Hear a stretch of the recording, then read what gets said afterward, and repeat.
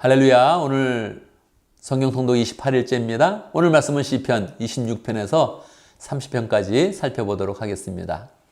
시편 26편에서 30편까지는 모두 다윗의 그런 시입니다. 대부분 특별한 부재 없이 기록이 되어져 있고 30편의 그런 말씀만 성전 봉헌가 이런 제목이 붙어 있습니다. 26편부터 살펴보겠습니다. 26편 1절에 보면 주님 나를 변호해 주십시오. 나는 올바르게 살아왔습니다. 주님만을 의지하고 흔들리지 않았습니다. 이렇게 시작되고 있습니다. 그래서 사람들은 이 시편을 보면서 정직한 자의 그런 기도다 그렇게 사람들이 제목을 붙여놨습니다. 여러분 그러합니까? 다윗은 정직했습니까?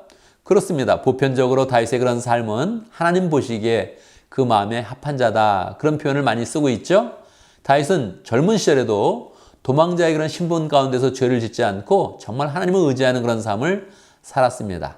그런데 그의 삶 전체를 보면 그러할까요? 그렇지는 않죠. 그도 간통죄도 지었고 살인 교사죄도 지었습니다.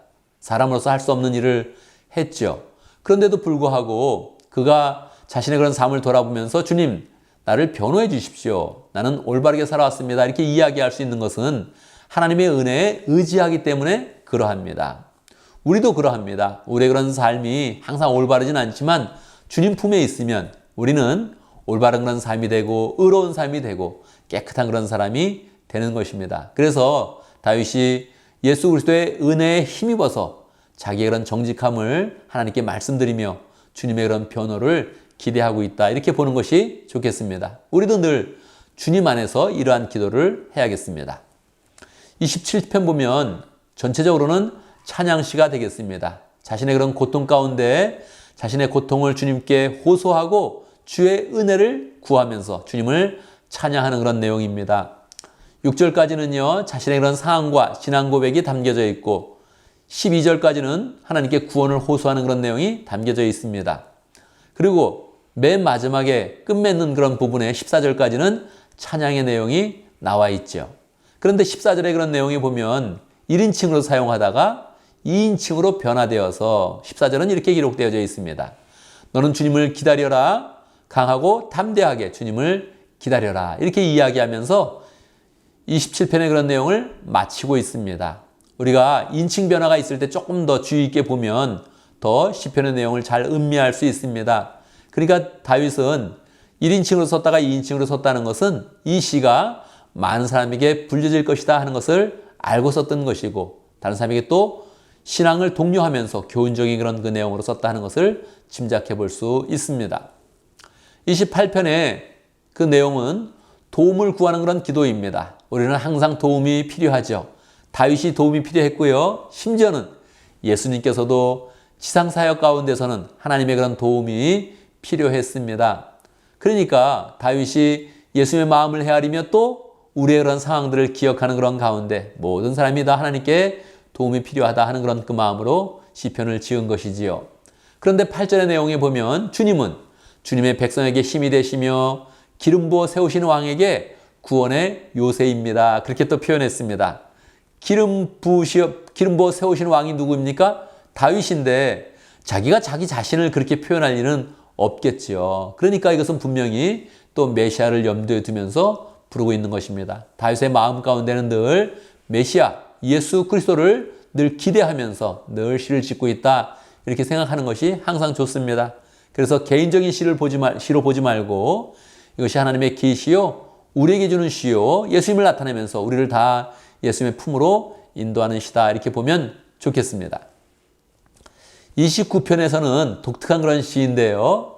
주님의 그런 목소리를 들으면서 지은 그런 시입니다. 그런데 주님의 목소리를 어디서 들었겠습니까? 폭풍과 번개와 천둥 가운데서 주님의 그런 목소리를 듣습니다. 만약에 젊은 날에 다윗이 광야에 있을 때 폭풍을 만난다면 기분이 어떠했겠습니까? 너무 처량했겠죠. 자기는 도망자의 신세인데 천둥이 치고 비가 내리고 막 그렇게 우박이 떨어지고 막 이런 기상 변화가 있다면 광야 가운데서 굉장히 처량하고 쓸쓸한 그런 마음을 가졌을 것입니다. 그런데 다윗은 그 가운데 하나님의 위엄을 생각하고 천둥 소리가 바로 주님의 목소리다. 이렇게 마음을 먹으면서 그 천지 만물을 바라보았던 것입니다. 그래서 마지막 11절에 보면 주님은 당신을 따르는 백성에게 힘을 주신다. 당신을 따르는 백성에게 평화의 복을 내리신다. 이렇게 표현하고 있습니다.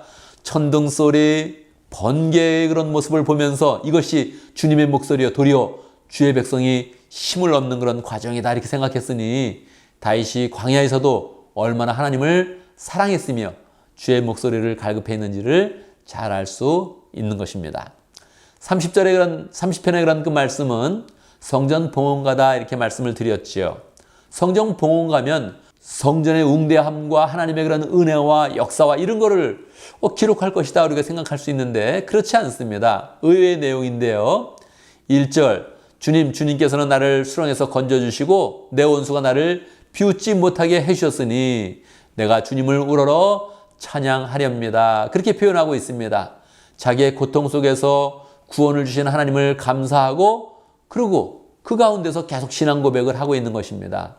다윗 시대 때 성전이 지어진 것이 아니고 성전은 솔로몬 시대 때 지어진 것이니까 다윗의 그런 시편을 후대의 그런 사람들이 성전 봉헌가로 쓴 것인데 성전 봉헌가 그래서 웅대함과 성전의 그런 화려함을 노래한 것이 아니라 사람의 그런 고통 가운데서 은혜를 주시는 하나님을 헤아리는 그런 가운데 우리에게 늘 하나님은 은혜를 주신다. 성전을 통해서 특별히 은혜를 주신다. 성전을 통해서 우리를 만나주시고 우리의 모든 그런 기도를 다 들어주신다. 이런 맥락에서 그런 고통 가운데 호소하는 그런 내용을 성전 봉헌가로 사용했던 것입니다. 우리도 늘 교회 나올 때마다 주님께서 더 나의 고통과 어려움을 다 살펴주시고 하나님께서 응답해 주신다. 이렇게 마음을 먹으면서 이 시편을 음미하면 좋겠습니다.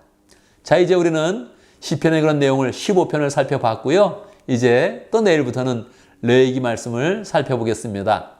지금까지 여러분이 성경을 보았으면 정말 잘한 것입니다. 이제 성경 통독할 수 있는 그런 힘을 얻게 됩니다. 그런데 레위기, 민수기, 신명기는 조금 더 난고습니다. 조금 어려움이 있겠지만 다시 결단해서 그래 내가 마음먹은 대로 성경 통독을 하리라 이렇게 결단하면서 또 하루하루 성경을 읽어나가면서 은혜를 받으면 좋겠습니다.